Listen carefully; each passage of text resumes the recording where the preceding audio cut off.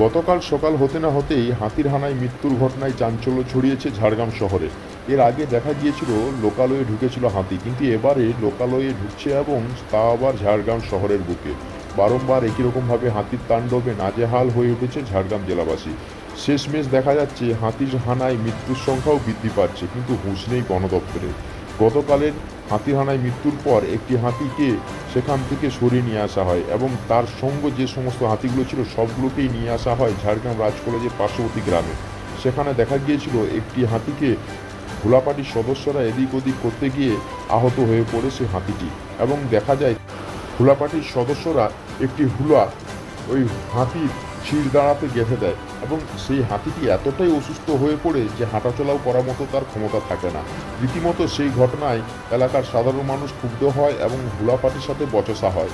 রীতিমতো স্থানীয় পুলিশ প্রশাসন ঘটনাস্থল সামাল দিলেও আজ সকাল নাগাদ জানা যায় সেই হাতিটির মৃত্যু হয়েছে। কিন্তু কী কারণে এই হাতির মৃত্যু, যা নিয়ে ক্ষুব্ধ হচ্ছেন এলাকার সাধারণ মানুষ, এবং কেন বা বারংবার একই ঘটনা দেখা যাচ্ছে ঝাড়গ্রাম জেলা জুড়ে, তা নিয়ে একটা প্রশ্নচিহ্ন দানা বেড়েছে। সাধারণ মানুষ কি বলছেন হয়েছে যদি বলতে পারেন। হাতির ঘটনা হচ্ছে রাতে ঝাড়গ্রামের রাজ কলেজের সংলগ্ন এলাকায় মন্ত্রী মহাশয়া ওনার বাড়ির সামনাসামনি ঢুকে একটা সবর জাতির লোককে সে মারাও যায়, মেরেও দেয়। মারার পরে সেখানে হুলা টিম দিয়ে হাতিটাকে বের করানোর চেষ্টা করে। তিনটে ছিল, দুটোকে বের করে একটা ছিলই। সেই হাতিটিকে আবার হুলাপাটিকে অপ্রশিক্ষিত হুলাপাটি বাইরের থেকে নিয়ে এসে তাদেরকে সারাদিন উত্তক্ত করে তাকে আবার শেষমেশ শোনা যাচ্ছে মারাও গেছে হাতিটা। কিভাবে? তাহলে এই যে মারা গেছে তাকে গরম রড তার পিঠে ঢুকিয়ে দিয়ে অন্তঃসত্ত্বা হাতিটিকে মেরে ফেলে। কারা ঢুকিয়েছে গরম রড? এটা সেখানকার যারা অপ্রশিক্ষিত হুলাপাটি, সেখানে তো সবাই ছিল। বন দপ্তর ছিল, শুধুমাত্র বনমন্ত্রী ছাড়া সেখানে বন দপ্তরের প্রত্যেকটা আধিকারিকই ছিল। কিন্তু বনমন্ত্রী আমি জানি না কোথায় মুখ লুকাচ্ছে না কি করছে, তাকে কিন্তু দেখা যায়নি, একটা তার বিবৃতি শোনা যায়নি, তো সে কোনো ব্যবস্থাও গ্রহণ করেননি। এই যে এখানে এত প্রশিক্ষণযুক্ত মানুষ যারা কাজ করতো তাদেরকে কেন নিয়োগ করা হয়? প্রশিক্ষণটা কোথায়? প্রশিক্ষণ মানুষ যারা, তাদেরকে কাজে লাগানো হচ্ছে না। এখান থেকে বাইরের মানুষ নিয়ে এসে, পূর্বের মানুষ নিয়ে এসে এখানে বন সহায়কের টাকার বিনিময়ে আমাদের বনমন্ত্রী, এটা সবাই জানে, সেটাকে নিয়োগ করে রেখেছে। এবং আমাদের স্থানীয় ছেলে যারা হাতিকে তার গতিপথে নির্দিষ্টভাবে পরিচালনা করে, তারা রীতিমতো কাজ পায় না এবং তারা বিরক্তের জ্বালায় বর্তমানে হাতি ড্রাইভ ছেড়ে দিয়েছে। আমাদের লোকালে যতগুলো হাতি ড্রাইভ টিম ছিল দেখুন, আর কেউ কাজ করছে না। কেন করছে না? জানে এরা শুধুমাত্র ইউজ করছে, ব্যবহার করছে, এবং প্রতিদিন কাঁচা টাকা তোলা হচ্ছে, বিল করা হচ্ছে 40-50 হাজার টাকা নিয়ে করে। আর যখন আসছে না বাইরের থেকে, বেলপাহাড়ি থেকে, বিনপুর থেকে, আমাদের জনজাতির ছেলেদেরকে নিয়ে এসে এখানে কাজে লাগানো হচ্ছে 200-300 টাকার বিনিময়ে। তারা প্রশিক্ষিত নয়, তারা সব আবগা ছেলে, তারা আবেগে চলে এসছে, 200-300 টাকার জন্য আসছে। তারা তো জানেই না কোথায় কুয়ো আছে, কোথায় গর্ত আছে, হাতে কীভাবে কী করতে হবে। তাহলে মৃত্যু ঝুঁকি নিয়ে এই সমস্ত অসহায় গরিব ছেলেদেরকে কাজে লাগাচ্ছে। আর এই বনমন্ত্রী প্রশিক্ষিত ছেলেদেরকে না নিয়ে বাইরের থেকে ছেলে মেয়ে এখানে নিয়ে এসে মোটা টাকার বিনিময়ে তাদেরকে বন সহায়কে চাকরি দেয়। যদি আমার কথা না বিশ্বাস হয়, বন দপ্তরে খোঁজ নিয়ে দেখুন যে কতগুলো ছেলে আমাদের এলাকার ছেলে বন সহায়কে কাজ করে আর কতগুলো বাইরের ছেলে কাজ করে। আপনি যেটা বললেন, এই টাকা পুরোপুরিটাই কি মন্ত্রীর? অবশ্যই মন্ত্রী সব কিছুটাই জানে, যার জন্যই তো আজকে মুখ খুলতে পারছে না। এই যে হাতিটা মারা গেল, হাতির সুরক্ষা নেই এই এলাকায়, মানুষের তো সুরক্ষা ছিলই না, এখন মানুষ হাতিরও সুরক্ষা নেই। আমাদের গ্রামে প্রায় এই ঘটনাটা শহরে হয়েছে বলে আজকে এতটা হাইলাইট হচ্ছে, সবাই এই দিনের দৃষ্টি আকর্ষণ হচ্ছে। এই ঘটনাটা গ্রামের দৈনন্দিন জীবনের ঘটনা। এলাকায় দেখুন, প্রত্যেকটা চাষির কাছে শুনুন, যে সমস্ত ফসল হাতি খায় সেই চাষ করা ছেড়ে দিয়েছে মানুষ। তাহলে সেই গ্রামে প্রত্যেক দিনের ঘটনা শহরে একদিন হয়েছে, এবং মন্ত্রী মহোদয়ের বাড়ির সামনে হয়েছে। সেইটা একদিন ট্যাকেল করতে পারে না, মানুষের সুরক্ষাও দিতে পারছে না, আবার হাতিরও সুরক্ষা দিতে পারছে না। এই রকম মন্ত্রী থাকার থেকে না থাকা অনেক ভালো।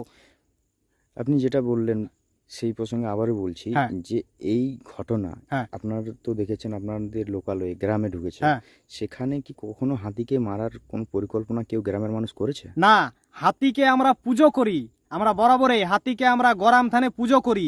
তাহলে হাতিকে আমরা ঠাকুর বলি। তাহলে হাতিকে চাই যাতে হাতিও সুরক্ষিত থাকুক, মানুষও সুরক্ষিত থাকুক। কিন্তু এই বনমন্ত্রী আমাদের অপ্রশিক্ষিত ছেলেদের নিয়ে যেভাবে ব্যবসা শুরু করেছে, হাতিও সুরক্ষিত নেই, মানুষও সুরক্ষিত নেই। এই যে আজকে হাতিটা খুন হলো, এটা তো খুন করা হলো, এটা জেনে বুঝে মন্ত্রী মানে সবার উপস্থিতিতে খুন করা হলো। এই হাতির আজকে প্রাণহানি হলো, এর জবাব কে দেবে? এই ফসলের ক্ষতিপূরণের জবাব কে দেবে? এই যে ঝাড়গ্রাম জেলায় আজ কতগুলো মানুষ মরেছে, কতগুলো হাতি মরেছে, জানে মন্ত্রী মহোদয়? জানে? তাহলে সে মানে প্রকাশ করুক যে কতগুলো মরেছে, এটা দায় কে নেবে? এখানে কি বন দপ্তরকে ঠিক করে কাজ করতে দেওয়া হচ্ছে না? আমার তো মনে হয় যে মানে বন দপ্তরের সদিচ্ছা থাকলেও এই মন্ত্রী মহোদয়ার তার মানে সৎ চিন্তা ভাবনা এবং সৎ চেষ্টা না থাকার কারণে এই জিনিসগুলো ঘটছে। আপনি কালকের ঘটনা নিয়ে কি বলবেন? আমি কালকের ঘটনা নিয়ে আমি খুব মানে ব্যথিত যে হাতি খেতে না পেয়ে গ্রাম ছেড়ে শহরের দিকে চলে যাচ্ছে, এবং ওই একদিন যাওয়াতেই হাতিকে যেভাবে খুন করা হলো তার জন্য আমি শোকাহত। আমি চাই না কোনো মানুষের প্রাণহানি হোক, আবার হাতিরও প্রাণহানি হোক। মানব সুরক্ষা, হাতি সুরক্ষা দুজনেই সুরক্ষিত থাকুক, এবং হাতিরও সুরক্ষার ব্যবস্থা করুক সরকার। আর এই মানে পুরো বন দপ্তরটা মনে রাখবেন, এই বন দপ্তরটা কিন্তু পুরো ফরেস্টের আমাদের বন কমিটির টাকার দ্বারা পরিচালিত হচ্ছে। এই বন কমিটির টাকার জন্যই ফরেস্ট ডিপার্টমেন্টটা আছে। যদি করতে পারবেন না তাহলে আমাদের মন্ত্রীরও দরকার নেই, ফরেস্ট ডিপার্টমেন্টেরও দরকার নেই। ছেড়ে দিন, হাতি যেদিকে খুশি যাক। আপনারা সুরক্ষা দিতে পারবেন না তাহলে দপ্তর রেখে কাঁচা টাকা রোজগারের ধান্দা করবেন না। বনমন্ত্রী যখন ছিল না, বলতে খারাপ লাগে, যেদিন বনমন্ত্রী আমাদের এলাকায় শপথ গ্রহণ করে সেদিন আমি সব থেকে বেশি খুশি হয়েছিলাম যে আমাদের ঝাড়গ্রামের বনমন্ত্রী এবার হয়তো কিছু একটা হতে পারে, আমরা ভালো কিছু পেতে পারি। কিন্তু তারপর থেকেই হাতির সংখ্যাও বেড়েছে, বহিরাগতরা চাকরিও পেয়েছে, এলাকার ছেলেদেরকে কাজে লাগানো হয় না, শুধুমাত্র ইউজ করা হয়েছে। মানুষের প্রাণহানির সংখ্যা বেড়েছে, হাতির প্রাণহানির সংখ্যা বেড়েছে। মানুষের সবজি করার প্রবণতা, আজকে বাজার মূল্য নিয়ে সবাই কথা বলছে, তো আরে মূল্য তো বৃদ্ধি হবেই মশাই, মানুষ তো সবজি লাগাতে পারছে না। একদিন এসে ব্রেকফাস্ট করে নিয়ে চলে যাচ্ছে। আমি ঝিঙ্গা লাগালাম, হাতি ব্রেকফাস্ট করে নিয়ে চলে গেল। ক্ষতিপূরণ দিয়ে আমি তো থকে গেলাম, কোনো টাকা ছাড়া হচ্ছে না, শুধুমাত্র প্রেসারের ভয়ে শুধু মৃত্যুর টাকা ছাড়া আর কোনো টাকা সঠিক মতো পাচ্ছে না। বলছে সরকার বলছে যে আমরা এত টাকা অ্যালটমেন্ট করছি, তার লিস্ট কোথায় পাবলিশ করেছে? লিস্ট পাবলিশ করুন। যদি কাজ করার সদিচ্ছা আছে তাহলে ডিপার্টমেন্ট চালান, সঠিকভাবে চালান, না হলে আমাদের বন কমিটি, আমাদের জল জঙ্গল জমি আমাদের হাতে তুলে দিন। আপনারা যদি না পারবেন আমরা নিজেদের মতো করে পরিচালনা করে নেব। হাতি হাতির জায়গায় থাকবে, মানুষ মানুষের জায়গায় থাকবে। গ্রামবাসী হাতিদেরকে মারতে চায় না, হাতিকে আমরা ভগবান রূপে পূজা করি। তাহলে এই পূজনীয় হাতি ঠাকুর সেও সুরক্ষিত থাকুক, মানুষও সুরক্ষিত থাকুক, আমি এটাই চাই। আপনার নাম? আমার নাম কল্যাণ মাহাতো, পঞ্চায়েত সমিতি সদস্য।